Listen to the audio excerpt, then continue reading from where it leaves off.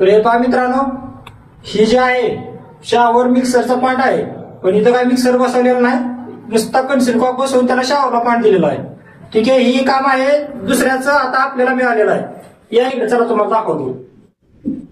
बघा ही लाईन अशीच इथून आलेली आहे आणि इथनं बाहेर जायला पाहिजे तर इथंच एंड करून ठेवलेली आहे. फरशी सगळी बसवून झालेली आहे आणि बघा फिटिंग कसं आहे.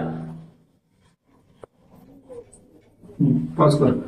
इथून पाईपलाईन बाहेरच नेलेली नाही. आता पाणी कुठनं आणणार होता I don't no.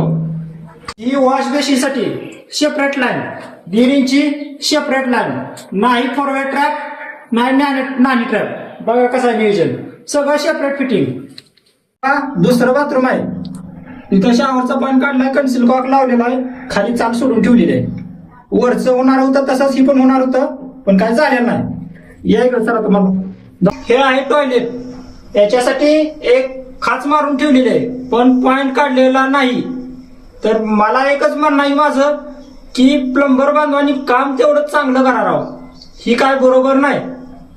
Best of लक तरी पण तुम्हाला पुढच्या कामासाठी मिळालं तर करा. ही आहे वॉश बेसिनचा पॉइंट, सेपरेट लाईन, सेपरेट टाकीला, आउटलेट काढलेलंच नाहीये.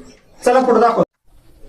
तर हे पहा मित्रांनो, हे आहे किचन, पॉइंट वगैरे काढलेलं काहीही नाही आणि स्टाईल वगैरे फरशी बसवून सगळी झालेली आहे. आता बघा कसं करायचं नियोजन सांगा तुम्ही मला. इथं पॉइंट काढायचं 2, फरशी तर सगळी बसवून झालेली आहे.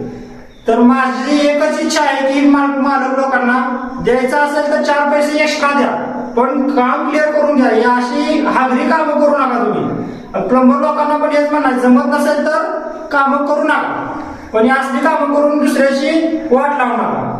धन्यवाद.